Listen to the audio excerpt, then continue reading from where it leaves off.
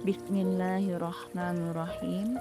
Allahumma ftah lana qulubana wa alhimna rusdana wahdina ila siratikal mustaqim. Assalamualaikum warahmatullahi wabarakatuh. Saya Ifat Karistiani dari Serang, Banten, mencoba mentransformasi ilmu yang saya serap dari Coach Tony Abikin di Innergen Life Coach B3 tentang Focus on You, yaitu menguatkan pengaruh dari dalam diri. Kalau kita perhatikan, permasalahan yang timbul di sekitar kita adalah menyalahkan keadaan atau orang lain dan bahkan membuat validasi untuk pembenaran diri atau pengakuan diri dari orang lain. Daripada kita menyalahkan keadaan orang lain, mari kita kendalikan pikiran kita. Fokus pada bagaimana kita merespon situasi tersebut, karena akar dari perubahan dan kedamaian hidup mulai dari diri kita sendiri. Ini bukan tentang menjadi egois, melainkan tentang membereskan pikiran, emosi, dan keyakinan batin sebelum mencoba mengendalikan faktor luar. Mengapa belajar fokus on you itu penting?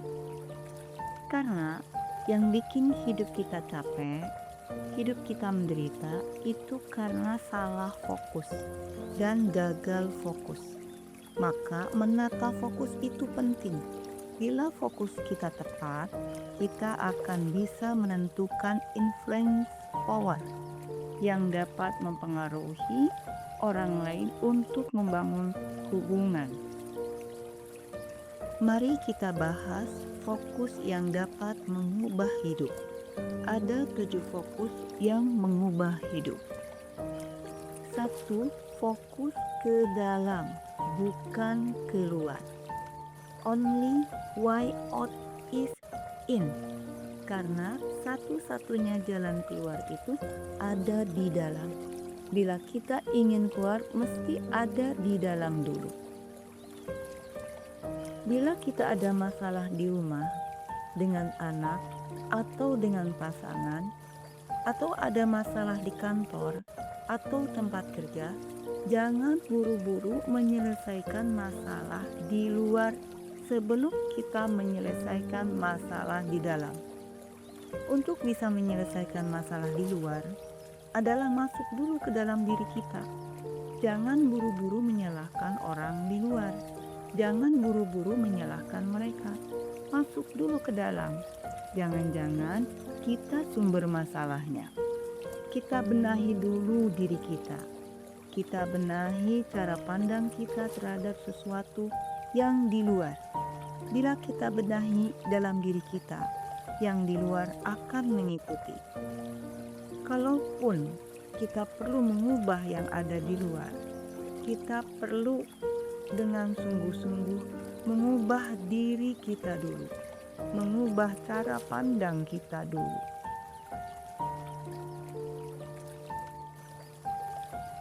2. Fokus mengubah diri, bukan mengubah orang lain. Semakin engkau fokus memperbaiki diri, semakin besar dampak baik dirimu bagi orang lain dan kehidupan. Banyak orang tua yang salah paham tentang dirinya. Mereka bilang yang penting anak-anak bahagia, happy, terpenuhi gizinya. Saya mah gak apa-apalah. Itu memang natural manusia, tapi gak bisa. Itu salah besar. Kalau kita ingin punya anak bahagia, kita harus bahagia dulu. Kalau kita ingin anak memiliki energi positif, maka diri kita jangan dipenuhi dengan energi negatif. Kita harus punya energi positif dulu, maka anak-anak akan punya energi positif. Jangan anak Anda ingin bahagia, tapi kitanya tidak bahagia. Itu tidak bersinergi.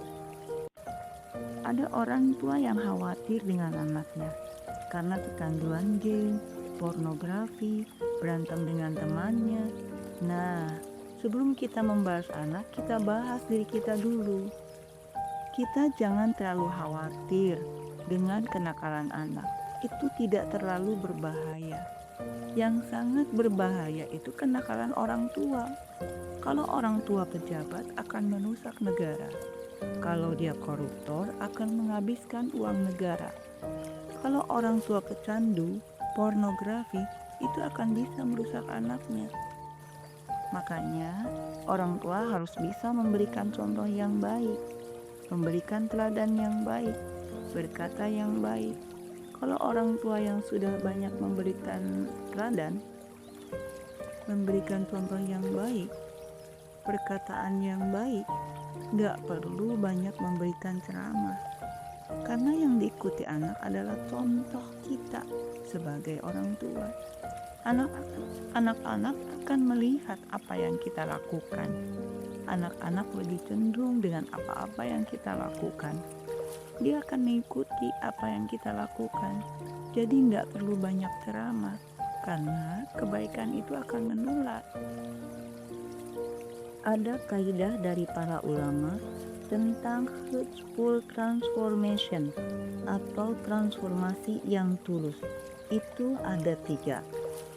Yang pertama, siapa saja yang berupaya memperbaiki urusan antara dirinya dengan Allah, maka Allah akan jadikan rapih segala urusannya dengan manusia.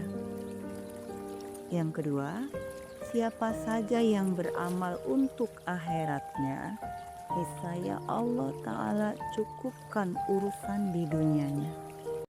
Yang ketiga, siapa saja yang memperbaiki batinnya, maka Allah Ta'ala akan baguskan amal zahirnya atau amal yang nampak terlihat.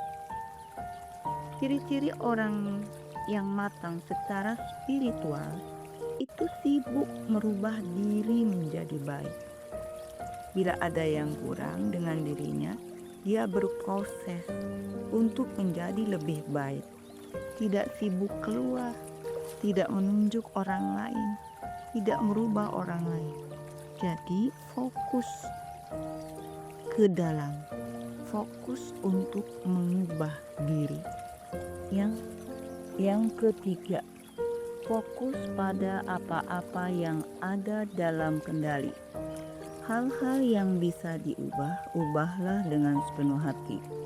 Untuk yang tidak bisa diubah, terimalah dengan sepenuh hati.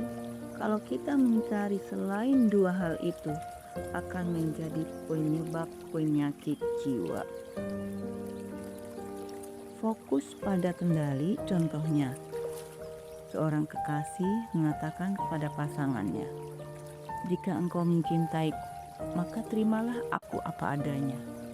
Nah, kata apa adanya itu bisa diubah atau tidak, dalam kendali atau tidak. Jika kita dilahirkan dari kedua orang tua yang berkulit hitam, berambut keriting misalnya, kemudian kita ikut gen mereka, maka itu sulit untuk diubah. Karena kita tidak pernah minta dilahirkan dari siapa, warna kulitnya seperti apa, bentuk tubuhnya bagaimana, dan rambutnya seperti apa. Itu semua sudah ketetapan Allah dan tidak bisa diubah.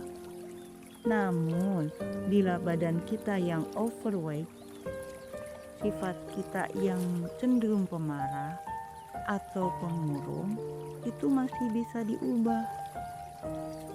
Bagaimana cara mengubahnya? Kita bisa mengendalikan pola makan kita, pikiran kita, dan perasaan kita. Itu kita kendalikan. Masa lalu itu tidak bisa diubah. Karena itu sudah terjadi. Kita akan sangat menderita kalau kita memaksakan diri untuk mengubahnya. Jadi kita harus bisa membedakan mana yang bisa diubah dan mana yang tidak bisa diubah. Di kalangan para psikolog, ada doa yang sangat terkenal. Ya Allah, ya Tuhanku, berilah kedamaian atas sesuatu yang tidak bisa diubah, dan berilah keberanian untuk mengubah sesuatu yang memang bisa diubah, dan berilah kebijaksanaan untuk bisa membedakan di antara keduanya. Amin. Yang keempat, fokus di sini kini, bukan nanti-nanti. Setiap momen terjadi satu kali seumur hidup. Bagaimana engkau menghidupi momen itu? Jadi, kita jangan mensia-siakan momen yang sedang kita jalani, karena itu tidak akan terjadi yang kedua kali. Maka nikmatilah momen tersebut. Seperti contohnya, kita sedang bermain-main dengan anak kita yang masih kecil. Dia minta ke sana ke sini, minta itu, minta ini, menangis, rewel. Kita jangan berpikir, wah, kalau sudah besar-besar enak kali ya.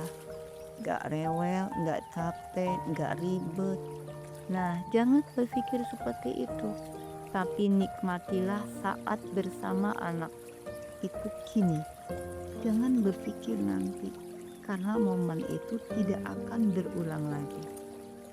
Ibnu Umar radhiyallahu anhu berkata, bila engkau berada di sore hari, maka jangan menunggu datangnya pagi. Dan apabila engkau di pagi hari, maka jangan menunggu datangnya sore. Manfaatkan waktu sehatmu sebelum sakitmu, dan waktu hidupmu sebelum matimu. Kalau kita ingin memperbaiki masa lalu, kuncinya hari ini, kini. Dan bila kita ingin merencanakan masa depan, kuncinya juga hari ini, kini. Kita di bumi ini hanya mampir sebentar saja. Kita akan hidup selamanya di surga nanti, insya Allah. Yang kelima, fokus syukur. Setiap nafas yang kau hirup adalah cinta. Bentuk cinta Allah kepada kita adalah Allah masih memberi nafas kepada kita. Perantara oksigen yang Allah berikan pada kita, selama kita masih bisa menghirupnya, kita masih bisa merasakan hidup. Kemudian, bagaimana cara membalas cinta Allah? Kita jangan sibuk dengan apa-apa yang belum ada dan lupa bersyukur dengan apa-apa yang sudah ada. Serumit apapun permasalahan hidup kita, harta yang paling pokok adalah kita masih bisa bernafas dan bersujud. Saat seseorang di ruang ICU, saat seseorang terserang COVID, mereka sesak nafas, silih berganti, kematian datang. Yang diminta saat itu bukan harta, bukan mobil, ataupun rumah mewah. Tapi mereka minta bernafas dengan lega. Nah, saat itulah kita bisa bersujud, syukur, dan bersyukur sujud. Syukur sujud adalah kita bisa sujud. Itu tandanya kita bisa merasakan nikmatnya sujud. Jarang orang yang mau bersujud dengan Sang Pencipta yang telah memberikan segalanya. Mereka tidak sadar, bahkan tidak mau. Nah, kita diberi nikmat mau untuk ikhlas bersujud. Itu disebut syukur sujud. Nah, kalau sujud syukur adalah untuk mensyukuri nikmat Allah yang diberikan kepada kita. Yang keenam, fokus memulai dari yang kecil. Small can open big door. Kunci yang kecil bisa membuka pintu yang besar. Kadang kita meremehkan hal-hal yang kecil, padahal hal-hal yang kecil bisa membuka pintu yang besar. Seperti saat kita bangun pagi, kita baca doa, Alhamdulillahilladzi ahyana ba'dama amatana wa ilaihin nusur. Kemudian mau tidur kita berdoa, Bismika Allahumma ahya wa bismika amut. Itu adalah hal yang kecil tapi bisa membuka pintu kebahagiaan dan keberkahan yang besar. Namun ada juga hal-hal yang kecil bisa membuka pintu besar penderitaan. Apa itu? Saat bangun tidur, kita sudah ngeluh, sudah ngedumel, uzon, nyinyir, ngomel, maka itu akan membuka pintu penderitaan. Makanya kita jangan meremehkan hal-hal yang kecil. Kita kadang tersandung itu bila ada kerikil yang kecil, bukan batu yang besar, karena yang besar itu kelihatan dan bisa dihindari. Namun yang kecil itu kadang tidak terlihat dan bisa membahayakan. Maka perhatikan respon-respon yang kecil.